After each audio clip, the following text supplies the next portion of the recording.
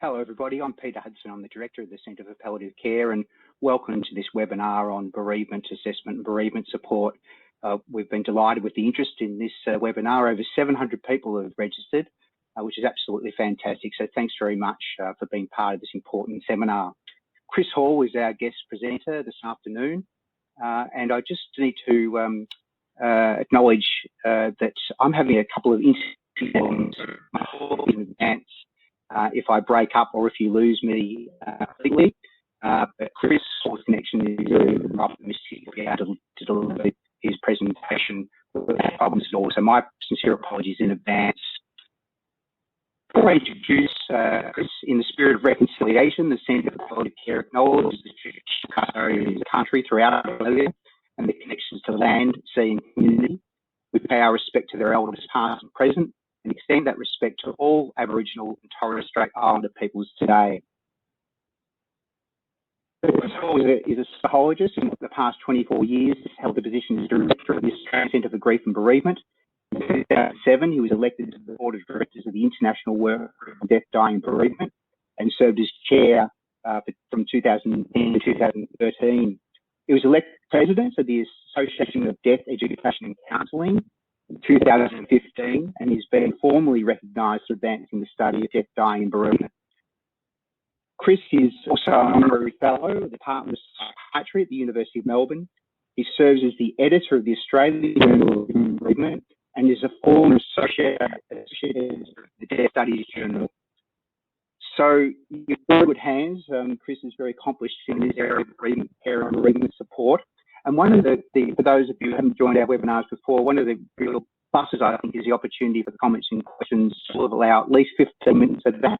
And there's an opportunity for you to log those questions throughout the webinar. So we've got a pool of questions for Chris at the end. So I encourage you to ask questions and make comments. So I'd like now to hand it over to Chris. On behalf of all of us, welcome, Chris, and we look forward to your presentation. Thank you very much. Thank you, Peter, for that very warm introduction, and just great. So yeah, really looking forward to this conversation. I'll talk until about 5:10, and then look forward to engaging in questions with you. You can download a copy of the presentation that you'll see by using that link on the page there, at.grief.org.au/CPC. And so hopefully that will relieve you from the burden of having to take extensive notes during our time together. So I really want to turn the clock back 104 years and start with this quote, of course, by Sigmund Freud in his very famous paper on mourning and melancholia, which is really his attempt to distinguish between what we might see as bereavement and depression.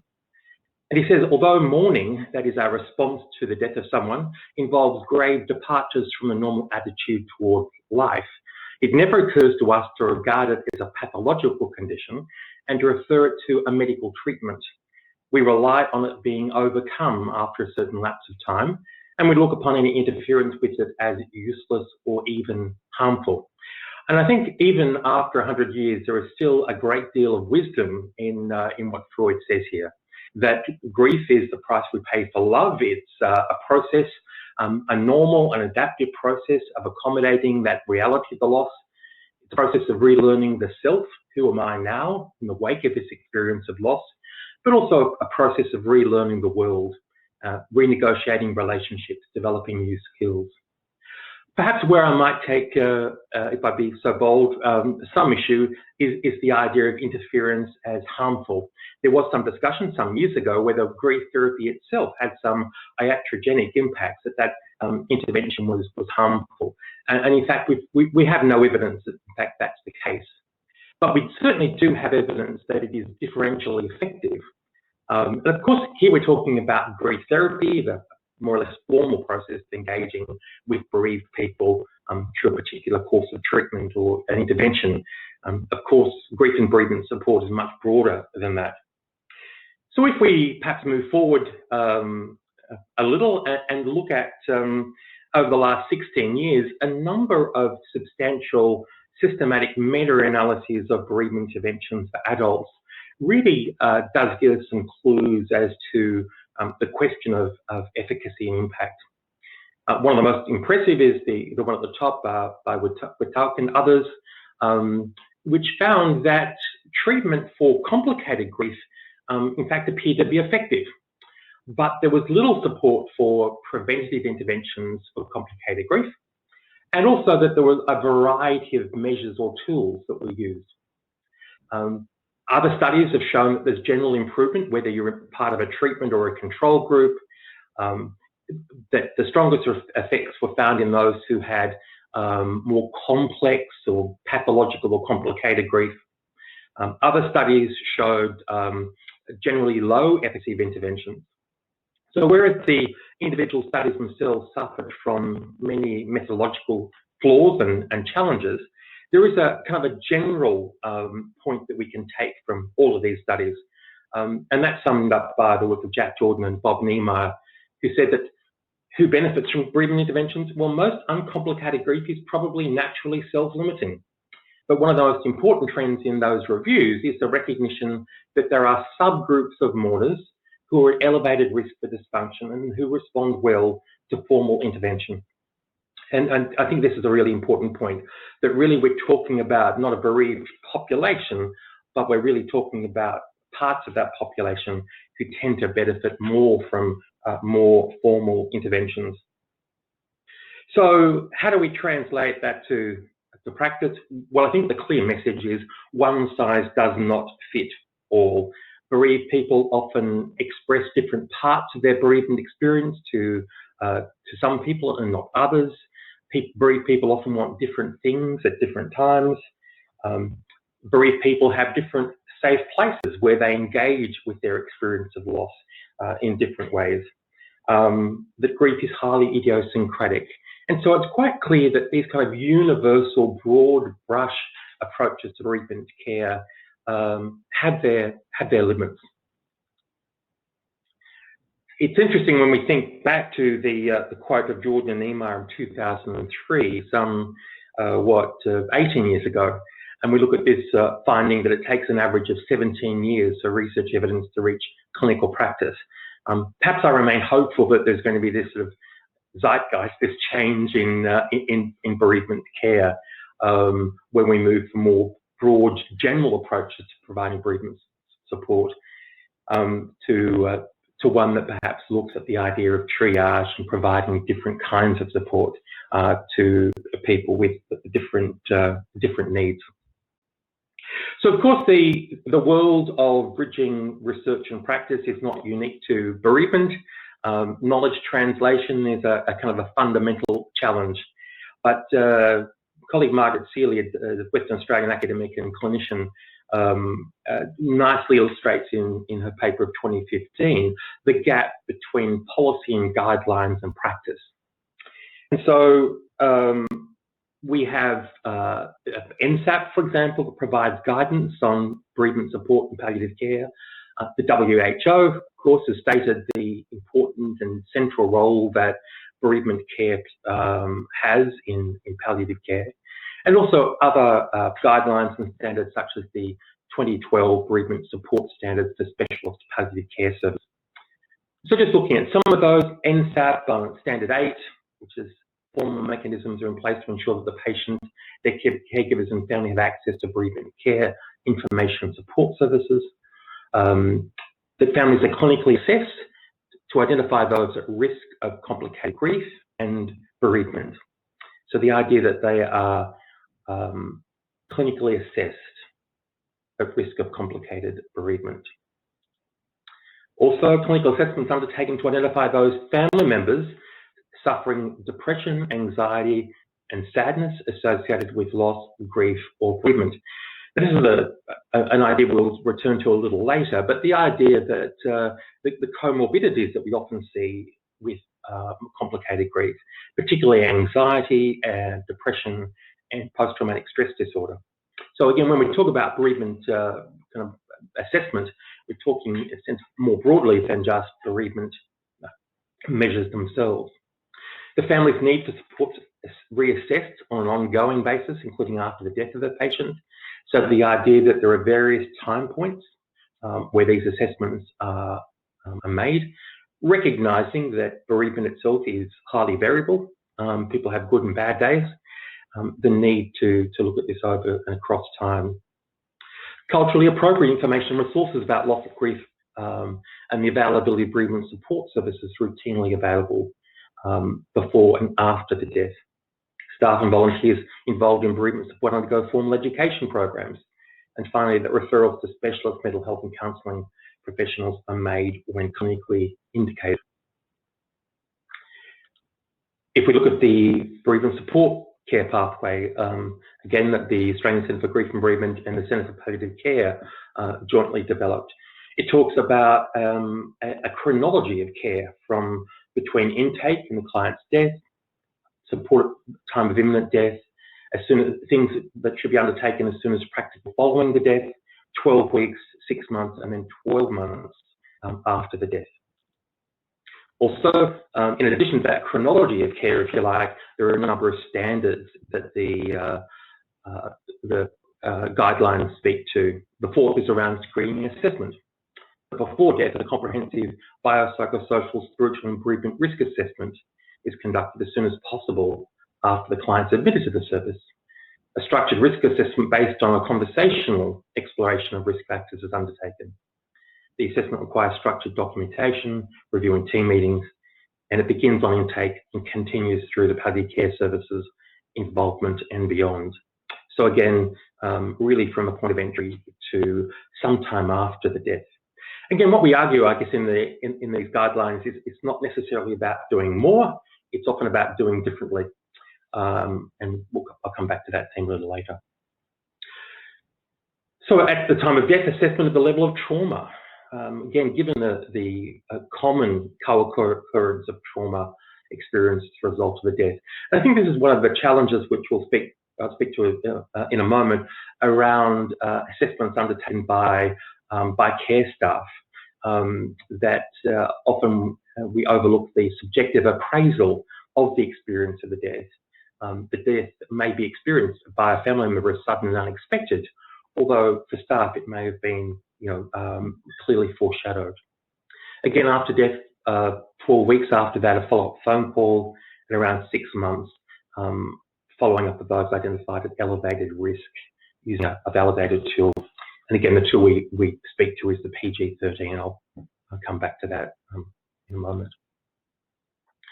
So there are certainly many guidelines and bereavement care guidelines around. This paper from 2019 was a systematic review and a quality appraisal of those. They identified 16 guidelines, and they came to the conclusion that 3 could be recommended for use without modification, indicating few of the bereavement care practice guidelines identified met the quality standards related to the process used to develop the article. And it was with some relief that both the bereavement support standards for specialist palliative care services, the Centre for Palliative Care and Australian Centre for Bereavement co-developed, was one of those, as was the clinical practice guidelines for the psychosocial and bereavement support of family caregivers of palliative care patients. And the third and final one was actually a New Zealand document, Palliative Care District Group on Palliative Care Bereavement Support Guidelines. I think all 3 of those I'd really recommend you becoming familiar with. They take slightly different perspectives, but there's certainly a great deal of convergence on the sorts of themes that are addressed. So looking at the other side, in terms of ad hoc support for bereaved family carers, we see a couple of things. In 2015, as far as I know, the last survey of Victorian palliative care services was undertaken with respect to bereavement care.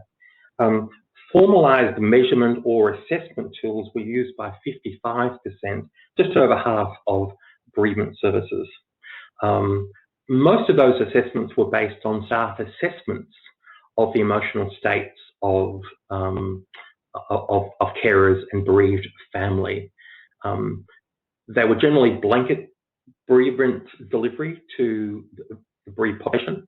So there wasn't kind of a triaged approach to those who might need low, moderate, or high-level care. And most use observational checklists. And in fact, the most common tool that was used was the bereavement risk index. So just very quickly have a look at the bereavement index, which is still probably, I would suspect, that still the most commonly used tool for the bereavement risk. So this was developed by Colin Murray Parks and Bob Weiss back in 1993. And the first observation I'd make is that we certainly know much more about risk factors since that time. So this is now 28 years old. And it asks the usually nurse to respond to these 8 elements. There is a revised BRI, which is even shorter.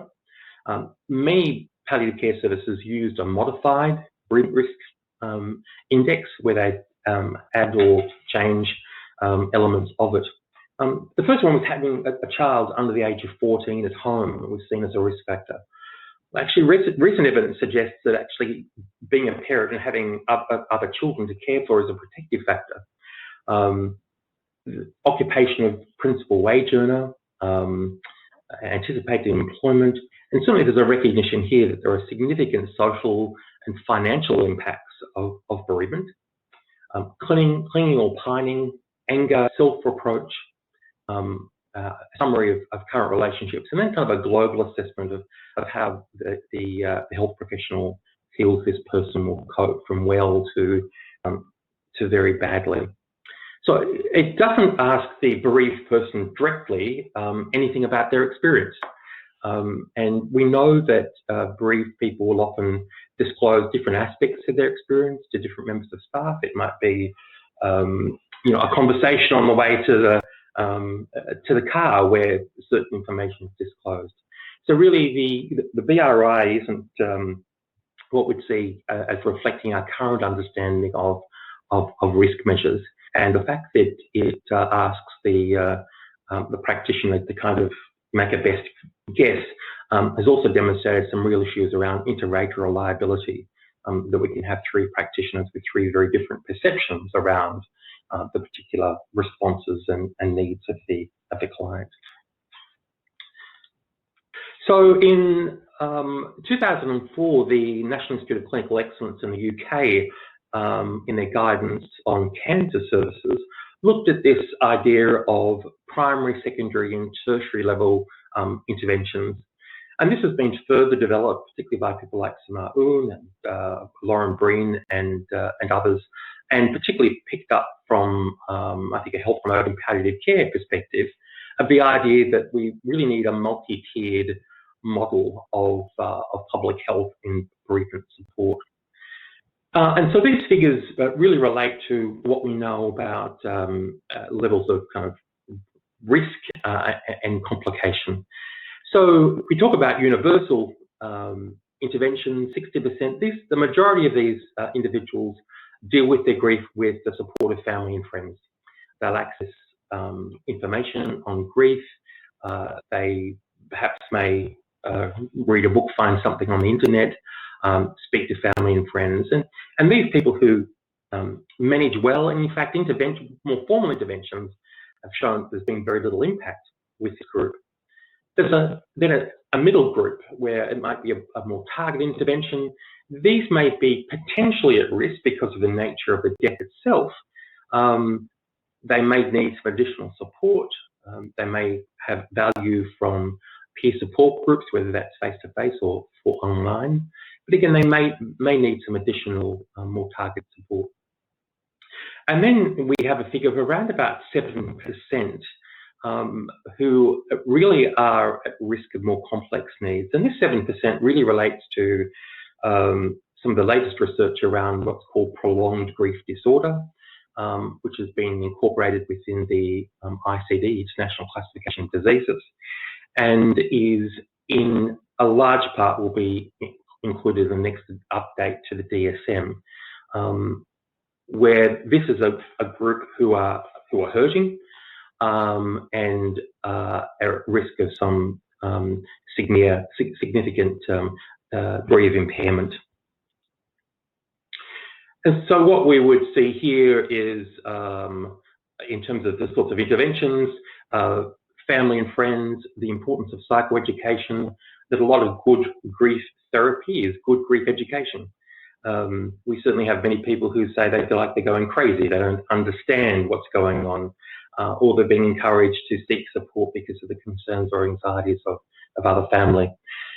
The middle group, the important role of training volunteers, mutual support, community supports, more non-specialist support, and then again that other group who would benefit from more specialist intervention, brief therapies, or support for anxiety or depression or even PTSD. There's also been some debate about, well, why should we not intervene? There's been one study that has found that when people are engaged in formal bereavement care, that tends to thwart the natural assistance from family and friends. It privatises the experience, and so there's some reluctance for family and friends to engage in discussions. It privatises that experience. There's also been criticism that more formal support inhibits the bereaved person's ability to self-manage. And some have also argued, particularly Tony Walter, a British sociologist, that it implies that certain forms of grief are not socially acceptable. That basically what bereavement counselling does, it polices unruly grief or grief that falls outside cultural expectations. Certainly the argument that is wasteful for resources, that really the resources should be directed to those who are have the highest level of distress and where the evidence would suggest we can have the greatest impact. There's also been an argument that receiving bereavement counselling is stigmatising, or even receiving a diagnosis of prolonged grief disorder is stigmatising, and that really hasn't been borne out by the research. In fact, what many people are saying are expressing a sense of relief that this is a thing that they have, but this is a legitimate concern. This disabling grief that they have has in fact is a known thing, but also that there are many things that we can do that have been demonstrated to be effective in reducing that level of distress. So it then raises this question, well, why intervene at all? If the vast majority of people are fine and they gradually move from an acute grief to adjustment, and that for most people it's questioned whether they'd benefit from formal interventions. But I think it's important to remember that there is a significant minority of bereaved people who struggle profoundly, whose grief is disabling. And we have good evidence that interventions for those groups significantly improve their quality of life and reduces a whole range of other adverse outcomes. And again, many studies that have shown that impacts around increased suicidality, alcohol, drug abuse, functional disability, employment, impacts on insomnia, loss of productivity, ability to carry out day-to-day functions for that subset is profound. But I think Henk Schut and colleagues from the Netherlands, I think sum this up well in terms of what's the worst case scenario. And this is really it: unsolicited routine referral shortly after bereavement for no other reason than the person suffered a bereavement. So the idea of kind of routine care where simply because the person's bereaved, they should receive bereavement counselling. I think that's why it's important in our language we talk about bereavement support, bereavement care, and in fact bereavement counselling and grief counselling is really for a much smaller proportion of the people we see. So how do we translate those kinds of findings into practice? Well, I think the first thing is that we actually identify people who are responding to their bereavement experience with resiliency. That we identify and reinforce that their coping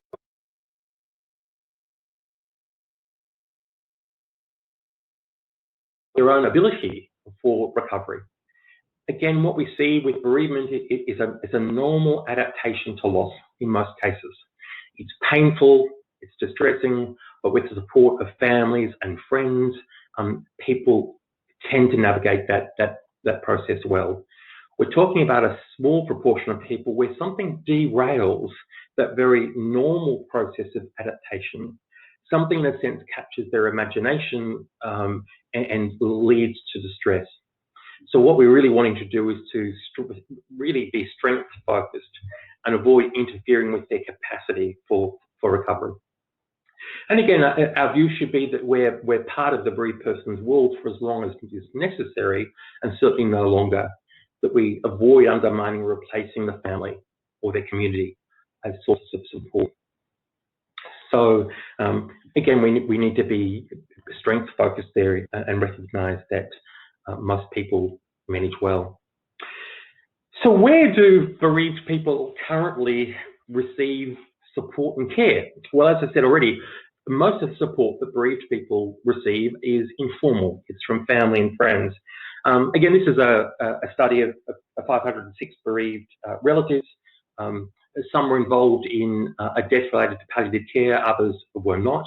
You'll see that darker bar is palliative care, the lighter one where there was not palliative care. And there are a couple of kind of interesting observations in this study. Only 40% of the bereaved reported being specifically asked about their emotional or psychological distress, and just half felt that they had enough support from palliative care services. Half of the bereaved had a follow-up contact from the service at 3 to 6 weeks, and a quarter had a follow-up at 6 months. So we can see here that obviously family and friends play an important role. Also, funeral providers were identified as a source of bereavement care. We look at the community, we see that pharmacists, in the context of those who had a palliative care bereavement, were seen as a significant source of bereavement support, less so in that non-palliative case. And that we see psychologists, social workers, counsellors, and bereavement support groups as a much smaller proportion of the care that is received. So the qualitative feedback underlined the limited helpfulness of this blanket approach to bereavement support, and it was often described by respondents as not personal or generic or standard practice. So if we focus on those at high risk, there are also some other challenges as well. Wendy Lichtenthal from Memorial Sloan Kettering Cancer Center in New York has done some interesting work about help-seeking behaviour of bereaved people. And she found that those at highest risk tended to face the greatest number of barriers to accessing healthcare. Those with what we might see as a diagnosis of complicated grief were the least likely to self-refer. They were also the group at the greatest risk of a range of adverse outcomes. So the other finding is that 38% of those with clinical symptoms weren't using services, and 40% of those who expressed a desire for services weren't accessing them. So the group that seems to benefit most from bereavement support are the group that is least likely to reach out for support. So let's look at that in a little more detail. She suggests there are a number of ways we can improve that. We can improve that through looking at screening efforts by reducing barriers to accessing support, to improve our ability to assess the bereaved, and also include the fit and efficacy of therapies. Let's turn to each of those in turn. So again, the idea of systematic screening of those helps us to identify those who face the greatest risk or challenge. And then this is a finding that's been certainly confirmed with international, also a significant amount of Australian research. It provides this initial connection and also allows us to often funnel those limited resources to those in greatest need. And again, it also assists with good quality screening, identify those who may have comorbid challenges. They may be dealing with depression, anxiety, post-traumatic stress disorder. And again, this is some data from a US study that looked at a client who had a diagnosis of complicated grief, now called prolonged grief disorder. And so we see here that only 32% of those with complicated grief only had complicated grief. 19% had both complicated grief and a major depression. 12% complicated grief and PTSD, and 35% actually had both complicated grief, major depressive disorder, and PTSD. So again, this is really important in terms of the kinds of assessments that we do, and in fact that we may be dealing with multiple challenges. The second point made is about reducing barriers to accessing bereavement support. It's often the person who would assist the bereaved person in making these or accessing these resources who they have lost. And so they're often exhausted by the physical impacts of grief. There are often challenges in terms of motivation to engage. In some contexts, there are issues around paying for services.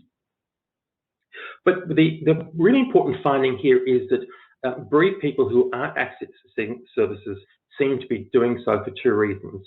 One is that it's too painful. It's too painful for them to talk about their loved one who has died.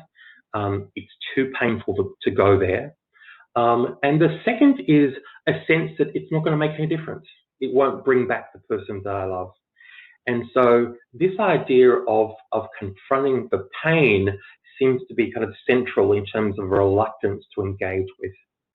And in many ways, for many clients, part of the complication is around avoidance. It's about the most difficult aspect of this experience that might be being avoided. There's also some evidence that either video recorded testimonials or people talking about who've participated in bereavement support, talking about why it's important, how in fact it may be difficult and challenging, but in fact is worth it, can be seen as being very useful. So again, we might think about the way we promote bereavement service in terms of being able to hear the voice of bereaved people speaking about the value in seeking support. The third is around improvement of assessment. Crucial here, we need to acknowledge that assessment is a fluid and dynamic process. And I want to come back to this in a moment. We talk about some particular ways of doing that. And also improving therapeutic fit. So many studies have shown that nearly half of people who begin counselling or support quit dissatisfied. And so this is often about client selection. For example, we know that bereaved people who have high levels of distress tend not to benefit from bereavement support groups. The group is often unable to meet their needs, and often they're not good for the group. And so we would then look at, for example, individual work with this person, and perhaps at a later point in time, engagement in a group. Preparation, how do we instill a sense of hopefulness in clients? Issues around reminders and negotiation. So to talk very briefly about how we do it at the centre. You can download all these tools using the link, and their permissions being given for those to be used. We use three. There are three brief measures. One's a measure of social support, because social support is so critical as a buffer in terms of the stress and validation of the experience of bereavement. The integration of stressful life experiences scale, which is a measure of meaning making. The extent to which this is an experience that people have found a way of, in a sense, metabolizing, making sense of, or is this an experience that's totally unfathomable? And the other is the measure of prolonged grief disorder, which is we use more as a measure of distress rather than a measure of caseness. We're less interested in whether people meet that criteria. So the inventory of social support, just 5 very quick items. which asks people to respond to some questions about the level of both emotional and practical support that they're receiving. That can easily be summed, and so we can have a measure there. Again, acknowledging it's a rough, raw measure of the level of social support that they're receiving. The other would be the Integration of Stressful Life Experiences scale, which is really asking a number of questions about the extent to which the person found to make sense of this experience or find meaning in it. And finally, the PG-13.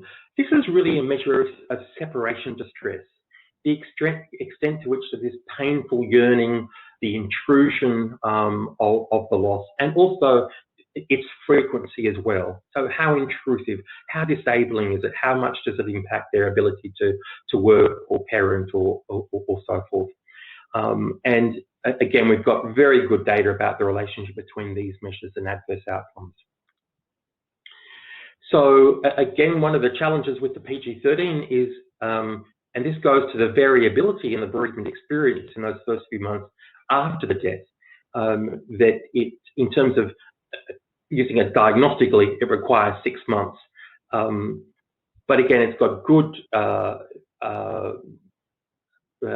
capacity to identify complicated bereavement as distinct from those other conditions such as depression and anxiety. So this is just using some of the data from us. We see that, of course, there's a very strong relationship between the person's ability to make sense of their experience of loss and the intensity of their distress. You'll also see here that social support, whereas useful in people with complex and prolonged grief, it's of limited value. Certainly more social support doesn't really ameliorate the distress of people with very significant distress. Again, one of the ways we would do this is through intake, using those tools, and then making a decision with respect to whether it might be a single session contact, which might be largely psychoeducational and supportive, and identifying and building upon the strengths the person has, whether it might be a requirement for multiple sessions of care, or whether in fact a support group might be appropriate. So a support group where somebody's level of distress is quite low, but they're really struggling to make sense of this experience, and often in conversations with others, this kind of finding of meaning is really facilitated. Again, as I said at the outset, a lot of good grief support is good grief education. And again, we've got lots of resources. We really encourage people to use them, to link to them on their website. It deals with issues around anniversaries and basic support. The other thing which we launched a little over a year ago, and in fact these use the measures I've just talked about, is a free app available on Apple and Android devices. And if you're a bereaved person, you can actually fill out those questionnaires, and in the background, it will then effectively do a triage and provide suggestions as to strategies and support that the person might benefit from. In addition, there is a section there if the individual is supporting a bereaved person, the sorts of things they can do, and it links to a range of other resources as well. So again, our time together is brief. Again, I would encourage you to download the presentation. My email address is there. If this has triggered particular questions beyond our time together today, I'll be more than happy to respond to those. And Peter, back to you. Thank you very much indeed, Chris. That was excellent. It's a very difficult task to provide a synopsis of the state of the science of the field in such a short period of time. So congratulations on achieving that so well. So thank you very much indeed. I will ask you too, Chris, if you wouldn't mind, as I noted at the outset, I'm having some internet problems. So Chris, perhaps if you can't hear me well, then that means the audience can't. So I might get you to take on responsibility, as we discussed at the outset, prior to coming onto the webinar for responding to the questions that have come in. But I'll assume that I'm coming across okay, unless perhaps you advise me to the contrary, if that's okay. No, you're fine. Excellent. Thanks very much indeed, Chris.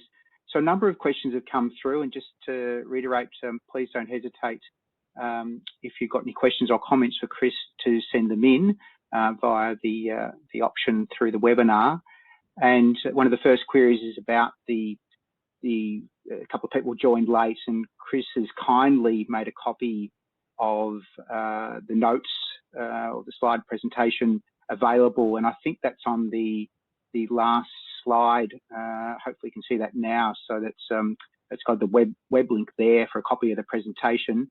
So I'll just leave that up for a second or two for people to note that. And related to that, there was a query about getting a copy of the complete webinar, which will be available on the Centre for Palliative Care website as well, I think within a few days. So again, the entire presentation has been recorded. So there's two options for accessing the information that's arisen from Chris's presentation today. One of the other questions that's come in from Heather, and her question relates to prolonged grief disorder, and she asks, at what time, Chris, would you suggest that PGD might first appear post-death? You know, is it 6 months, the first year, second year? What's your perspective on this? Yeah, well, I guess that we've got a kind of a technical definition of prolonged grief disorder. And in the case of the ICD, which has Commonwealth Department of Health is since subscribed to, that diagnosis can't happen before 6 months. So that's part of the diagnostic criteria. So that's kind of a formal technical question. In terms of the measure or the tool itself, as I said, it's a good measure of distress, and so I think it can really be used in any period of time in terms of the bereavement experience, because really what it's tapping into are those features of separation distress and the kind of the functional impairment that can come in cases of complex bereavement. There's certainly no statute of limitations in terms of when we might see somebody with prolonged grief disorder. Often what we find, we certainly found this after the Victorian bushfires, we're finding it to some extent now with our work in aged care and COVID, is that people tend to either put their grief on hold for a period of time, and then at some later time will be seeking support. And so, you know, people often concerned with issues around estates, legal issues, very practical issues. And so I think there is such variability. Some authors have said certainly so much variability in the first 3 months post-death that it's difficult to predict with certainty in terms of longer-term adjustment. So again, that's why, certainly within the guidelines we developed, that we feel it's important to check in with people at that 3 month, at the end of that 3 month period, and again if there are concerns at the 6 month period. But from a technical point of view, if you're looking at the ICD definition, that sort of in a sense kicks in 6 months after the death. Now, of course, the response to many people is that, of course, people are still grieving 6 months after death, and that's absolutely true. But we're talking here about a kind of an intensity, a qualitative difference, and it's often that people will say things to us like, you know, there are no good days or bad days. You know, I feel stuck. It's not changing. It's bad today as it ever was. Many people can talk about perhaps good days or bad days, or good moments or bad moments, and so. I think it's really important that we take a longer term frame in terms of our engagement with bereaved people.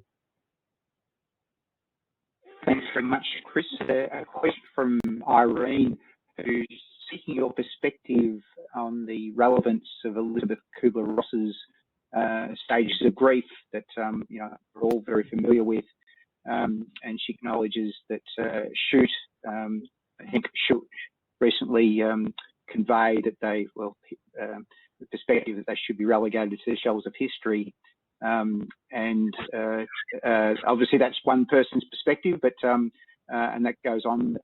Some people think that they're perhaps misguided, may in fact be harmful. So, perspective on the status of that Well, I mean, I always wanted to try to be balanced in my response to Elizabeth Kubler-Ross. On the one hand, I think she did the field a great service, really, in 1969 by publishing on death and dying, and particularly in terms of what we now call anticipatory grief, and really giving dying people a voice. So I think on one hand, I certainly don't want to dismiss that contribution. I think on the other hand, in terms of this mutation, if you like, from her model of anticipatory grief to the stages of grief has been an unfortunate one. And you just need to do a Google search on grief, and you will see denial, anger, bargaining, depression, acceptance at the forefront. The challenge is there's really no evidence to support that idea, that people move through a more or less orderly emotional trajectory. And I think many people, bereaved people, also take offence at the idea of acceptance.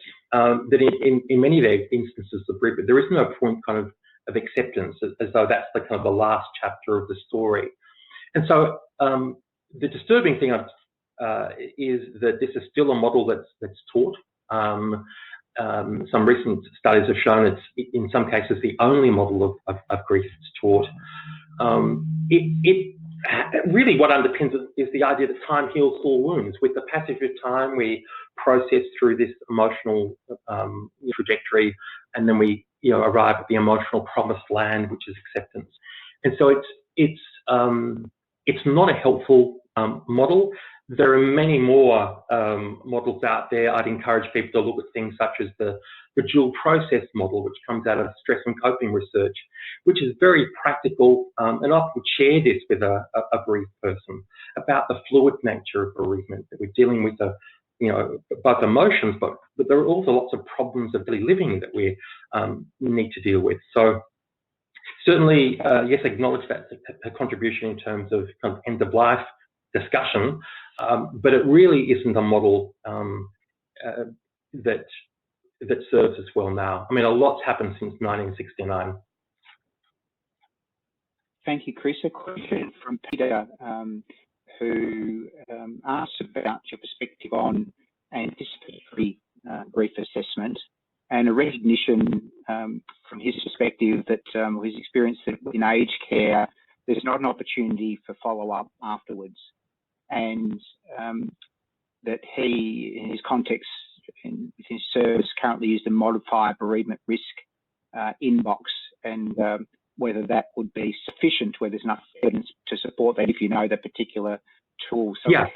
There. So one about kind of perspective on anticipatory assessment of grief, particularly when there's not the opportunity necessarily to follow up, and then one about that particular tool, if you have experience with that and the evidence to support it or otherwise.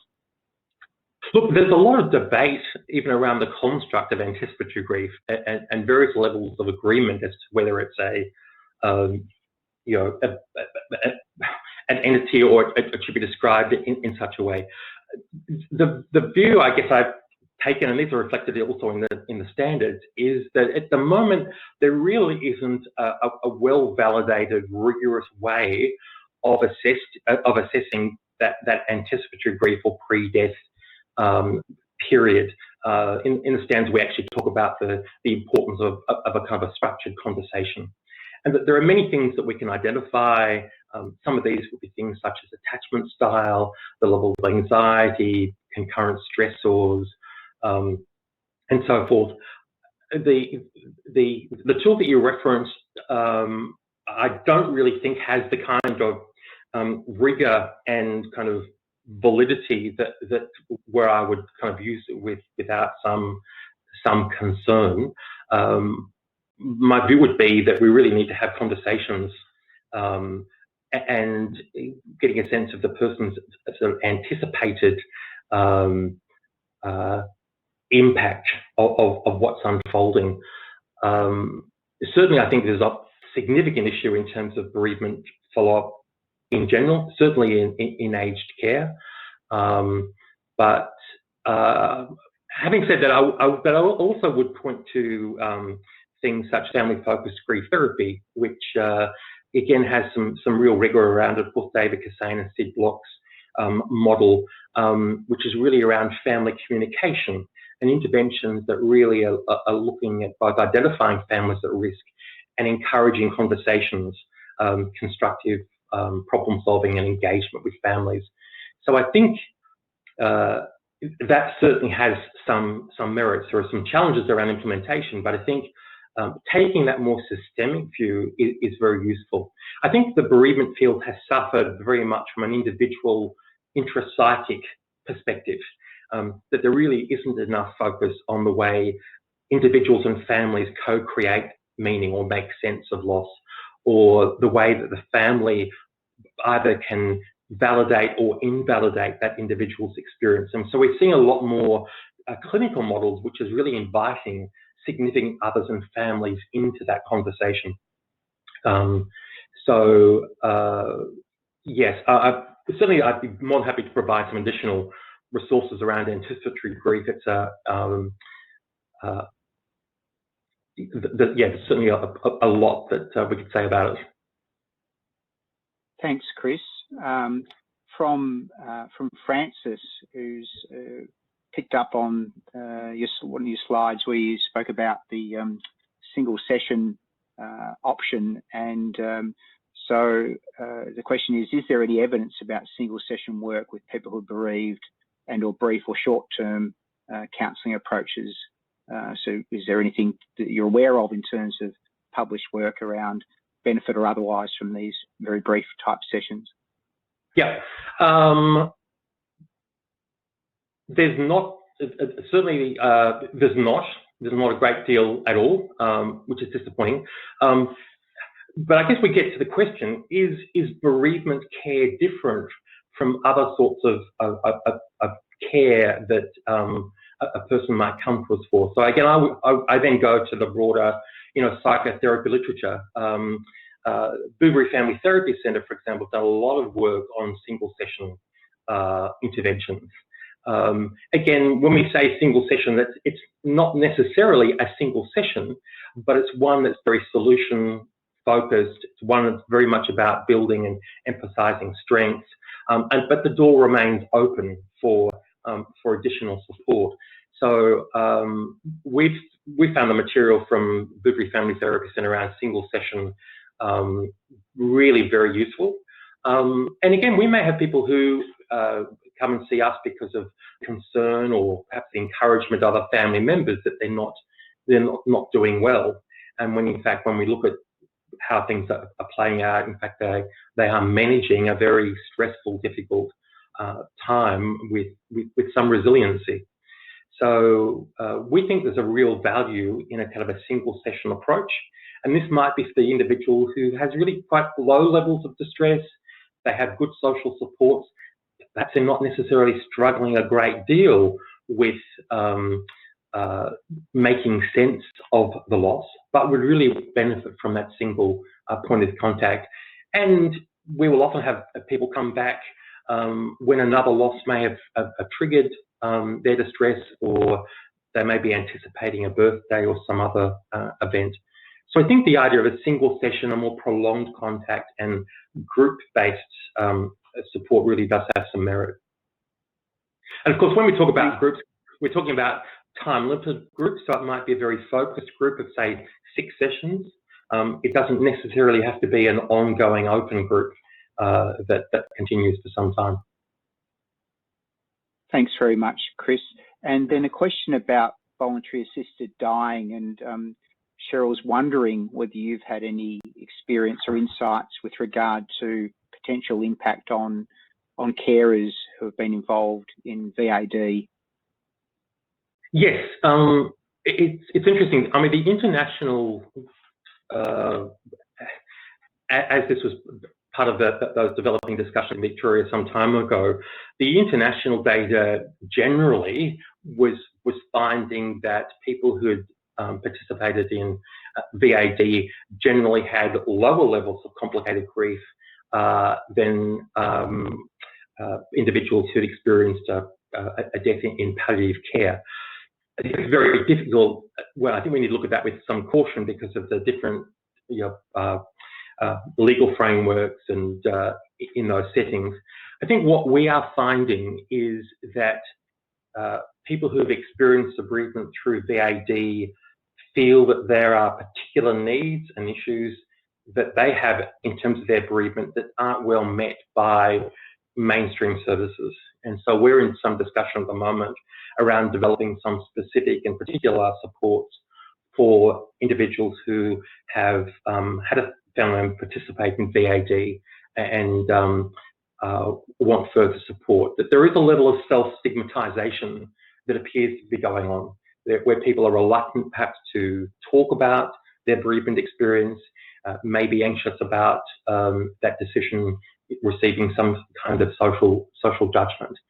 So I think that's certainly a trend that's been observed, that for some people bereaved as a result of VAD, that they have particular bereavement needs that aren't really being met by mainstream services, and perhaps we need something more dedicated for that cohort. Thank you. And a question from Chris, who asks, is there evidence for those identified at medium to high risk of prolonged grief disorder who receive formal support in the first 12 months? Are they less likely to progress further with prolonged grief disorder? Good question. The general finding would be, and again, I encourage people to look at some of the work of Kathy Shear at who has a Centre for Complicated Grief at Columbia University. It's done quite a lot of work around interventions for complicated grief, and I'm not sure that we have a clear answer on that question. Intuitively, to me, it would make sense that if people have developed skills, and certainly with that intervention, there are particular skills and strategies that are developed, that there would be a likelihood that those would carry on to perhaps subsequent bereavements. But I really don't think with any confidence we can answer that question at this point in time, which is really about the preventative value of those sorts of interventions. We're going to have to end the questions. Thank you very much to all of you who posted questions. There's quite a number that we're unable to respond to, so my sincere apologies that we don't have the time to be able to ask Chris those particular questions. A number of people also commenting and saying thank you very much for an excellent presentation, and a couple of other people commenting about the resources. So I think take up Chris's offer of looking at the Australian Centre for Grief and Bereavement website, and I think there was an opportunity to get in contact with Chris if you had any other queries as well. So thank you very much, Chris, on behalf of all the participants. It was a fantastic presentation, as I said, and I think hopefully all our listeners have had a chance to get a ending of where things are at with regard to the status of science on screening, assessment and bereavement support. And thanks Peter, it's a pleasure.